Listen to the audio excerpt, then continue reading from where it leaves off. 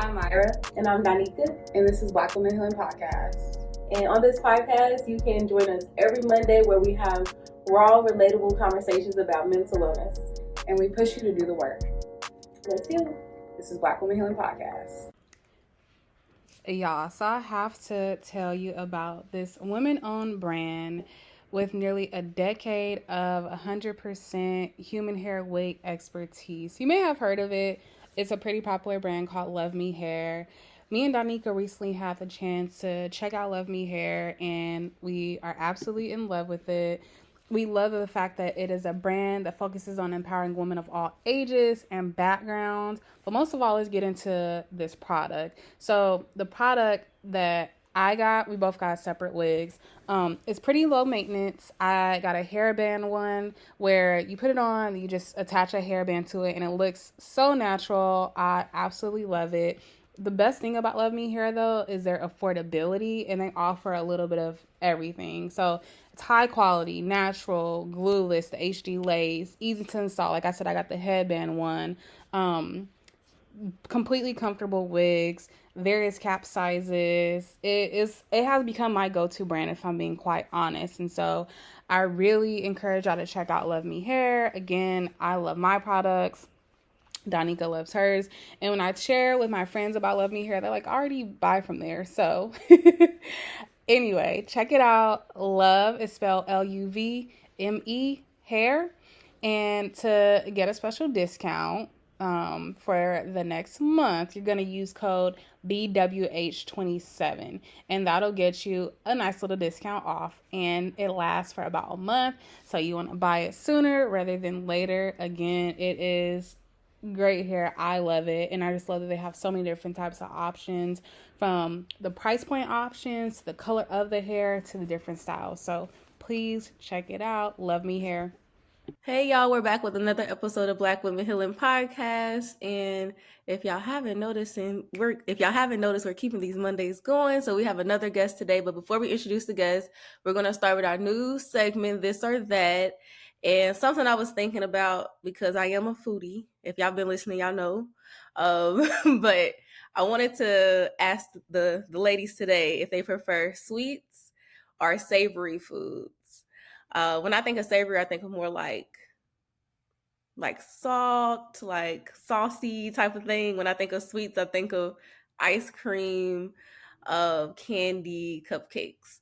So, Myra, what are you thinking of? What do you like? Sweets. And I wasn't even thinking like candy or cupcakes, because if you know me, you know I cannot eat all the candy if you give it to me. Like my boyfriend always makes a joke, like he'll buy me candy on Sunday and I don't finish it till the next Sunday. Like I eat it very slow. But when it comes to like my coffee, I like that sweet. Even like tea, like when people give me herbal tea, I'm like, no, I gotta add sugar to it and like honey, and like I love sweet things. Not too sweet though, but it's something about sweet things just make me feel happy. I don't know what it is. What about you, Danica? I mean, yeah, I'm a sweets. Give me the sweets. I do like, when I think of the savory piece, I like salt and vinegar chips, which when I was a kid, I used to think they was disgusting. And my mom stayed buying them. She knew nobody was going to touch them because they was gross to us as kids. But now, give me some salt and vinegar chips, all different kinds. Like if I see salt and vinegar or anything, I'll be like, let me try that. But so I do like the savory, but sweets, like I love like ice cream, Haagen-Dazs, pistachio, vanilla bean. Give me the ice cream, and cakes and stuff. It's a bit excessive. I try my best, but I really do like the sweets. What about you, Kenisha? Oh, sorry. Go ahead. What'd you say, Myra? What does savory even mean? Like I never understood that definition. I mean, it sounds like it could be interpreted, because when I think of it, like I said, I think of like saucy or like a salty type of thing. I don't know. Yeah, when you think of in terms of this or that, you would infuse the word savory, but I really don't know. Because I like to savor those sweet things. So, every time I hear the word savory, it's always in reference to breakfast foods like French toast, pancakes that have like toppings on it. That's why I never really understood what it meant. Huh. Yeah. I just did a You little landed on Google. something. Right, little Google. They actually said roasted chicken, grilled vegetables, pasta with garlic and olive oil, cheese and charcuterie boards. I don't know who wrote that. What? It says Oh, so okay. It says bowl of classic. pasta with nice marinara sauce. Marinara sauce. That's what I think of, like that type of, It's saucy. or even like garlic bread. It says here, but it's because it's like your mouth. I can't. That's bad. I'm thinking like Like a that salty, mouth-watering, that savory. savory. That's Yeah. It sounds something that continue to think of the flavor after is what it sounds like. Yeah. Because bread is bread until you add the garlic butter or whatever you add to it. That's what makes it savory. Is what I'm understanding. I But should you have can said. I should have said drink. sweet or sour. Drink can be savory. I Things just can have to be savory. know. I'm just Anything can saying. be savory at this point. At this point, anything could be savory. And I meant to say, y'all, sweet or sour. That's what I meant to say. That's what it is. I need. Oh, that's funny. Well, But in that case, I'm a sweet girl. you're a sweet. Yeah, I'm a country girl, so I like it sweet. You know, we're the ones we put sugar in our spaghetti. Like we like it sweet. So What's your favorite sweet? red velvet cupcakes. Ooh. No, not even just cupcakes, just red velvet. Just oof. Like, I gotta try it. Like I gotta find out. Is it comparing to what I like? Mm. It sounds savory because you said not just cupcakes, red velvet cupcakes. Because the cupcakes will be Very true. regular. Make it Yeah, savory. Hungry. I'm this is learning true. something. I'm The learning here. buttercream icing. Yeah, look at with the butter. Yeah, look at us learning something today. Um, stop, Myra. But thank you so much for engaging in a this or that with us. And so I'm going to go ahead and introduce our guest. So today we have Kenisha Nichelle. She is a resilient daughter, wife, mother, and friend, and has triumphed over personal pain and tragedy, forging a life centered on purpose and people. Renowned in the sports of industry, her expertise in mega events and operations has left an indelible mark on organizations like the Miami Dolphins, Miami Heat, Orange Bowl Committee, Super Bowl Committee, and more. Kenisha, driven by her God-given purpose, founded Game Changers, united to revolutionize the sports industry by creating safe spaces for athletes and administrators to address life's challenges both mentally and spiritually. Additionally, she established Brighter Tomorrow Foundation, Inc., aiming to provide practical resources for those grappling with grief. Join Kenisha in navigating life challenges, embracing the present, and strengthening your relationship with God. Wow, that is a beautiful bio. You've been doing a lot. And so today, mainly, you all, we're going to be talking about faith, loss, and resilience, and rebuilding after life-altering experiences, which, as you can hear, Kenisha has some experience in. So we like to start off with defining things. As you can see, we needed to figure out what savory meant earlier. So we're going to start off with, how would you personally define grief? Oof.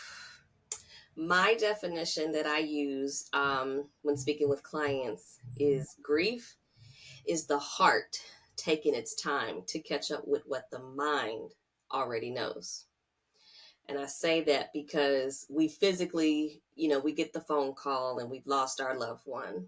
And so, of course, in the Black community, we all rally around. What can we do? Everybody's coming to the house and bringing food and the infamous box of chicken and all of the things, right? And we go through the services. You have your wake and the funeral and all those things. So you physically have went through the process. Your mind is aware that you've gone through the process, but now your heart is really just it can't quite understand. My mama's not here no more. My daddy's not here anymore. My sister's not here anymore. And so I think grief is that delay that your heart just needs to catch up with what you physically already know in your mind. Wow. I've never heard it that way. I'm happy that we asked you to define it because at first I was like, we know what grief is. But then I think it's always that reminder of grief can be defined in different ways by different people. And even just hearing you saying it's the heart taking its time to catch what the mind already knows, I think that's a gentle reminder for those people who are like, it's already been a year, or it's already been 2 years, or they're putting these timestamps on it, when it's like, give yourself Can't do that grace, because it's your heart catching up to what your mind, already knows. I really appreciate hearing you say that. And so as we shift, I want to ask about some practical tools that can be supportive of people who maybe are wherever they are in their grief journey, because you can be anywhere at any point, nowhere. Yeah. but wanting some tools to help folks out. Sure. So real practical, just top of mind. One, the easiest is just to be there, because if you have not walked the walk of that particular loss, you want to support your friend, you want to be there for them, but you may not quite understand. And so a lot of times I tell clients too, don't fault the people for not getting it and not understanding, because unless they walk this walk and walk this journey, then it's really hard to really truly understand. They can empathize because they see that you're hurting. So I tell people, just be there, and of course, like when the funeral is over and time starts to move on, people go back to their regular lives, right? And so you're left with still trying to process and just adjust to this new normal. So if you have to put a reminder in your phone for every Sunday to send a text message or a FaceTime call to your girlfriend to say, hey, I'm just thinking about you. How are you? Is there anything that you need? Then you can do that. Maybe you're not in a position where you can go to their home and be there physically. And even if you are in the same city, you can still just do that quick check-in, because you don't know if somebody else has done that. You don't know perhaps what the week has been like, what they've been met with.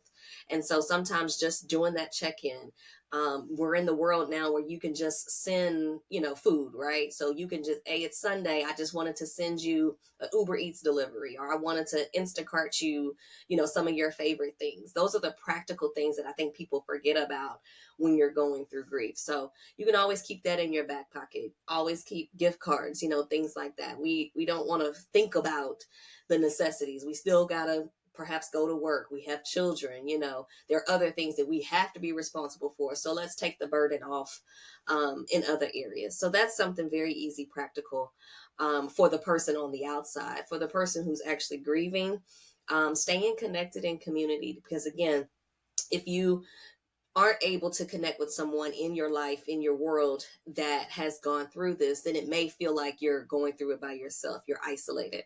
And so I believe that there is relatability in community. So if I can get in an environment, an online community or Facebook group where other people are sharing what they're going through, then perhaps I feel like I'm not going through this by myself. The things that I am feeling, I can relate, or I thought that this was like weird. And then in fact, somebody else is experiencing it too.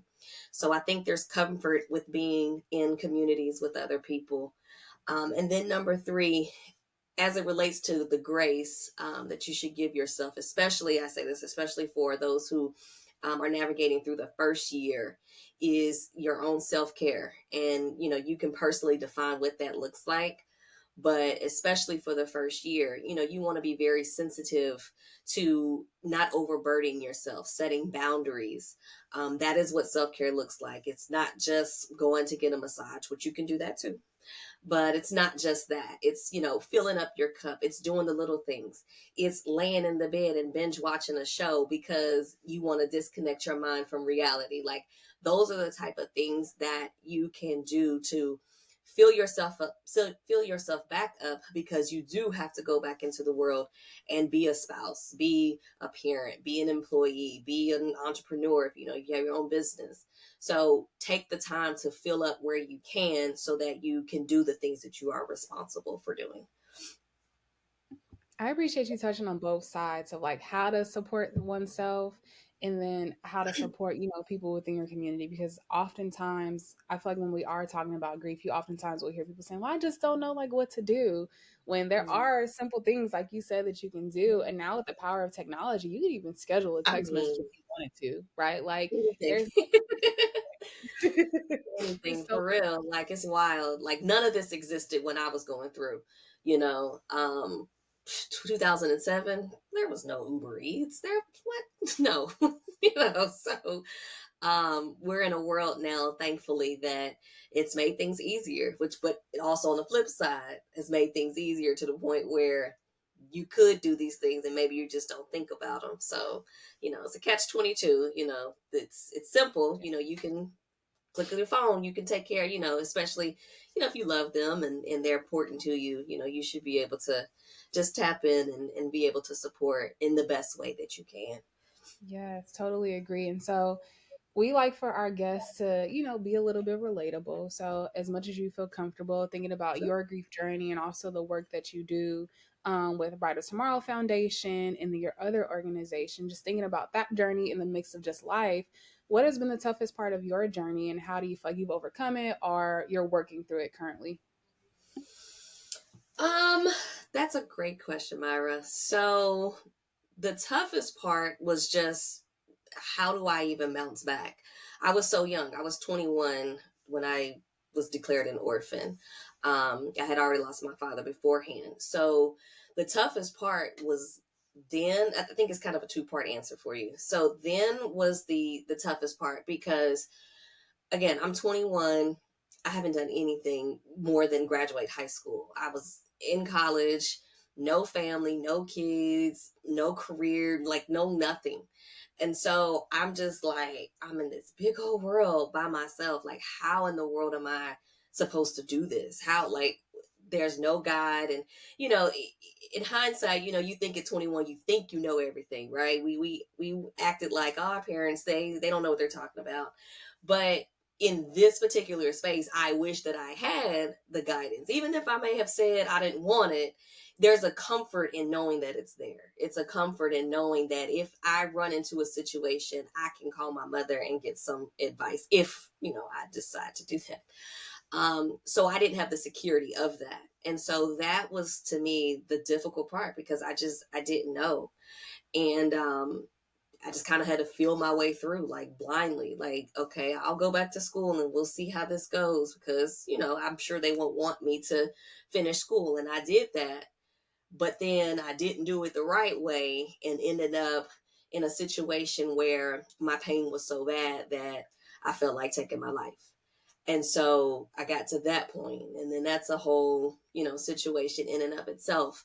But that's because I didn't have the proper tools or the guidance, so to speak, of how to get back on track after losing, my parents.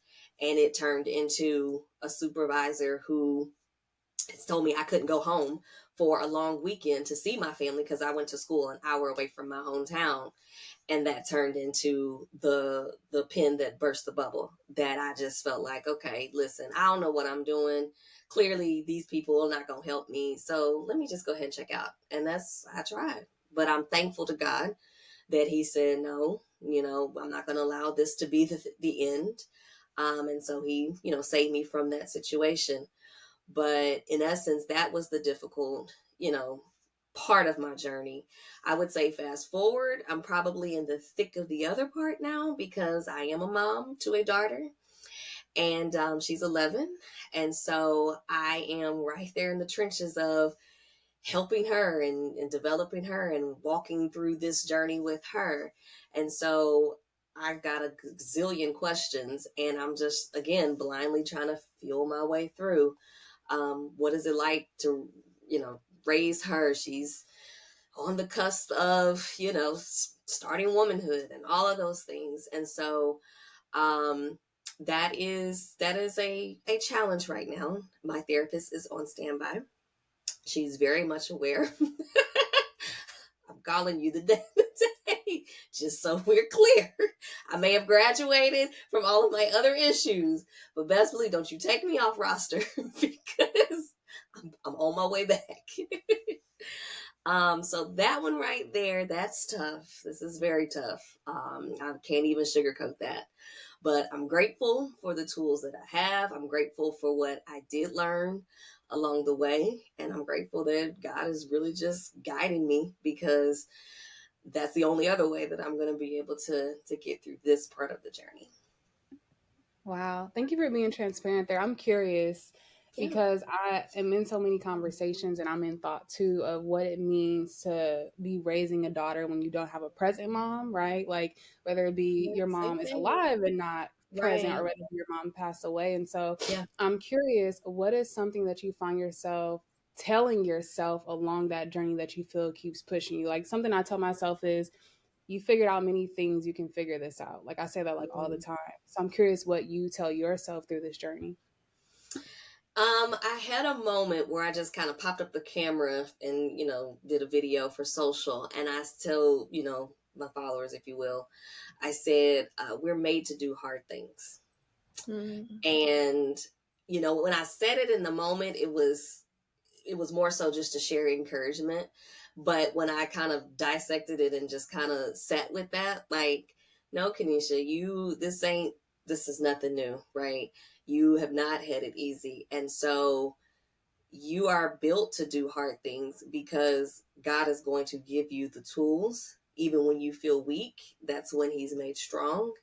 And so, even in the hard times and the things that you feel are hard, remember that you're not doing this alone. That even if you feel alone because mom isn't here, you still have a present help. That at any point you can just cry out and say, God, help me. God, I need you. I don't know what I'm doing. And then allow the Spirit to just be a guide from there. So, I tell myself nothing is as hard as that first story that I shared with you. I don't think anything that's going to come my way is going to compare to that hard. And so if I have been able to pick up the pieces from then surely enough, some way, somehow, I can get through this too. Definitely. Yes, thank you so much for giving us more insight into your connection with grief. And yeah, and getting personal.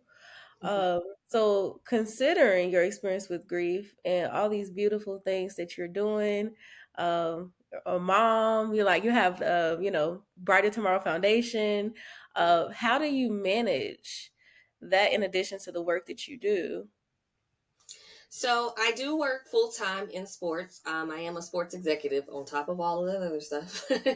But I mean, you could say balance, but I don't think that that's like a real word. I don't think that that exists. I think we just do. We just figure it out. But to add context, to your question, I I prioritize and I do my best to carve out time, specific times on specific days to do things. So, for example, like I thankfully my job, we do work as a hybrid. We only go into the office 2 days out of the week. So while I'm still working from home and doing my work, I still have the flexibility to kind of maneuver things around and do other things. The evenings are my friends. I try to do a lot of things in the evening time. I'm a night owl anyway, so I like to work at night. So that does allow me the time to do my things. But right now, to be very very honest, I've dialed back a lot of things because I am guilty of the ones of trying to have so many different projects that if something's going to suffer if you don't tend to the one thing. And so I was very intentional with 2024, like the year as a whole, at least starting out, that I just wanted to focus on one thing. Because to your point, trying to juggle a regular full-time job plus being a mom, a wife, a friend, and all of those things, like I was feeling overwhelmed. And I get to a place where if I start to feel overwhelmed, I'll just shut everything down and don't do anything. And I'm Mm. like, that's counterproductive too, because I want to produce, I want to help, I want to be a resource, but I'm allowing my personal overwhelm because I've chosen to do too much to then stop somebody else from receiving a blessing or receiving a word, if you will, from something that I would like to share. And so this year, I was very intentional of just scrapping everything and said, what is the one thing that I can focus on that's not going to burden me, that I can be consistent with? And that's opportunities like this, just to being able to share, just doing more of being transparent, sharing myself, talking about the stuff that people don't want to share on social because it's hard to share, but you have to share because, again, that's the relatability. And so this year has really been more of that. So you've if you guys follow me on Instagram, Kenisha Nichelle, you'll see there's a lot of inspirational moments that I just want to share, talking about grief, talking about motivation, like how do you pick up the pieces? How do you keep going? What do you do when, people are telling you one thing, like, all of those different things. And then even my personal moments. I've had moments where I've missed my mom and I invited people to experience that. Even the tears. I've invited people to experience that because I don't want you to feel like you're by yourself. So I say all that to say, just prioritizing for me is the main thing, but also not stretching myself so thin to where I cannot adequately, put myself and do what I need to do for my family, my child, my job, and these additional endeavors. Yeah, no. I mean, as you were talking about this, I was like, because I mean, in LA, living out here in LA, I'm from Kentucky, so it's You are. smaller. I'm from Louisville, Kentucky. I'm from Where are you from? Louisville, Kentucky. Okay, but Really? one more question. Where'd you go to school? I'm sorry. Well, I went to University of Kentucky my freshman year, then I went to University of Louisville for the remainder of my 3. I've been living out here since 2015, though. But wow, oh my goodness. I So started at the University of Kentucky. When I lost my mom, I transferred to the University of Louisville. really, What year? I went there 2012 to 2015. Okay, you're behind me. Okay. So I Okay. graduated I graduated in '09. Oh, okay. I was Yeah. like, So what? by the time I was there, you probably was heading out. Yeah, I moved to Miami for good in 2009. Oh But I wow. did Okay, it anyway. you was gone. But I went to Manual. Where'd you go? I went to Iroquois, which is very different. But I know Iroquois. Oh my gosh. yeah, yeah, Where'd you no. grow up? I grew up in Fern Creek. I grew up in South Louisville, so like that area by Manual, like that, over Yeah. there. Yeah, I know. Okay. I'm sorry, I passed that listener. I'm like, wait a I minute. know it is that's very different. You don't meet a lot of people from Louisville, so you get what I'm saying when it's like this small town mentality, right? Very small. Yeah. It's very slow, right? So then you Heck move to yeah. places like for you, Miami, me, LA, and Same thing. We had to go. everybody's doing so much though. When you talk to somebody, they'll be like you're never going to meet somebody. Let me not never say never. You're rarely going to meet someone Rare. who has one thing that they're doing. They're like, oh yeah, I got a hair brand, I got this, like this and this and that, and it's just like, yo, we can't do. It's literally impossible to give yourself 100% to all of these different things. It's impossible, Yeah. And so hearing you say that of you being like, okay, I have to focus on something, one thing, because when I spread myself thin, something gets lost in the sauce or you're not applying yourself the way you want Yeah. to. So I appreciate you saying that. And so you definitely get it. Oh, definitely. Like, and you know what? I'm glad you actually emphasized that because I've often felt guilty of like being multifaceted. And somebody Mm, explained to me a couple of years ago, they was like, well, think about Jesus. Jesus was a carpenter and he was a minister and he healed and he did. So it's okay to have all of those different functions. It's okay for us to have all these gifts and talents, but you have to know how to properly steward it. And that's mm, where I failed because I'm thinking I got to do it all. I got to do it all. I got to do this. If I don't get it done now, it's never gonna get done. And if I don't do it because I don't trust nobody, then it ain't gonna get done either. And so I was like, slow down. Let's slow down, and then let's do this the right way. And I mean, this year has been amazing. Again, I think this is more of just kind of the groundwork. Being able to tap into all the things that I have been doing and overwhelmed myself with. But this year is just kind of, let's just be consistent with one thing. Let's put our full weight on one thing and let's just see how it goes. If you can put all of your effort and all of your energy on one thing, then you can see the fruits of that. You can see the manifestations of it growing and blossoming. And it's hard it because is. I get right back like a couple of months, well, not even a couple of months ago. It's only March, only May, but like last month, I was just like, okay, but I need to go ahead and do this. And I was like, you said you were going to do one thing. Slow Mm. down. I felt myself getting back into the doing. And it's like, no, be obedient to the one thing and let's see how far that goes. Yes, I love the internal self-talk.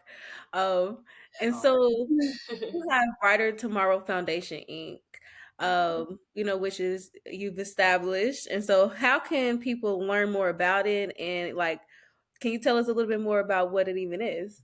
Yeah. So Brighter Tomorrow Foundation, it's kind of morphed through the years, but I started it honestly when COVID started. I had lost my job at the time. Again, I was working in sports and everything was shut down, so it wasn't a lot that I could do at the time. But obviously, watching the news and seeing us lose so many people to COVID, I felt a need to want to help. And, I was talking to a mentor and he was just like, well, what is the one thing that you can talk about and you can do that doesn't require you to Google? And he said that because there's so many of these influencers that are just Googling something and now they're the expert. And so I said, well, grief. I'm like, I've survived that. I've come through it. I can talk about it. I know what it is. And so that kind of started me on the path of becoming a certified life coach and, getting more speaker training and things. And then, of course, establishing the organization. And so it has shifted, but now I have landed on the Brighter Tomorrow Foundation, simply just being a place to offer tools and resources for those who are experiencing or grappling with grief to literally find their brighter tomorrow. And I use the play on words because, right now, today, we may not feel that. We may not feel that life can go on. We may not feel like there's anything left. But if you're willing to do the work, you can live again. You can have a brighter tomorrow. I don't know when your tomorrow may be, but you can have a brighter tomorrow if you're willing to just understand that that's going to take work. It's going to take intentionality on your part to want to get to a better place. And I say all the time too, we never forget. We never like people think if you start to heal, then you may start to forget them. Like you may not even remotely, because I still have moments, I'm still triggered by certain songs. I cannot dare listen to Boyz II Men's A Song for Mama. That was my mother's ringtone. So if I go to a wedding, I have to walk out. If that's 9 times out of 10, that's the mother son song, I walk out. So I'm still triggered. I still have emotions, but I'm also healed to a place where I want to have a good life. I want to live and celebrate them. I want to celebrate me for even being able to get to this place. And so that's what the Brighter Tomorrow Foundation as a whole, the mission is to be. And so through that, that's life coaching, that's workshops, that's courses that again, it's on my list, but I'm not trying to tackle it. Yeah, you got I'm supposed to be still. But in essence, it's just a place to be able to connect with other people. And I have big visions and big dreams for what I want this to be. I hope to one day be able to do, a scholarship gala. I want to give scholarships to high schoolers that have lost parents and do that in the memory of my parents. I have big visions and goals, but as of today, right now, it's staying connected with me and staying connected with different resources that I plan to provide. Thank you for sharing about that. And as we wrap up, we always ask if you have any takeaways for our listeners. Any takeaways? The main takeaway for this conversation would be to take your time and don't rush the process. People tend to want to ask, well, how long does it take? And, when will I start to feel better? I can't tell you. I cannot say, okay, in 5 years, you're going to be here. In 10 years, you're going to be here. But what I do believe is that you will receive the answer to why when your heart is ready to receive that. I did not know then that I would be doing work like this today. If God would have told me at 21, all right, I took your parents, now you're going to go and help other people, I'd have been like, dude, I didn't sign up for that. I didn't ask for that. So I believe that you have to give yourself ample enough time to grieve, because we love our loved ones. We're physically missing them. We won't see them for another birthday. We won't see them for another Christmas. So you have to go through the process of grieving the absence of them. but you also have to get to a place where you want to live and you want to now do this in their memory. And you get to a place where you feel like, okay, I'm actually tired of being overwhelmed. I'm tired of being sad. You get to a point where you're almost exhausted with that and you're ready to experience something new. And so that for me, I believe, is the shift to where you begin to get intentional about your healing. But I don't know that time frame. And so I just say to you, whomever is going through a season of grief right now, because it is a season, just to take your time, give yourself the grace and the permission to handle it. Only thing I always ask is that, you're never of harm to yourself or to others, but no one can tell you how to process. But if you can get yourself in a place where you can connect with other people who get it, get the proper help if needed, if that's a therapist or a life coach, um, utilize all the resources that are made available for you to be able to get well and get to a place where you can start living again. Thank you so much. And I want to add a resource as we wrap up. It's called the Grief and Recovery Handbook. It's a purple book, and it's suggested that you do it in community. So whether you do it with your therapist, a life coach, or a friend, whatever, but it's an excellent book. All my clients that have used it absolutely love it. I love it for myself too. And so just want to add that in. And also, thank you for joining us today. We greatly appreciate it. And I just want to remind y'all, the heart taking its time to catch up to what the mind already knows is how we are defining grief today. And that is it for this week's episode of Black Women Healing Podcast.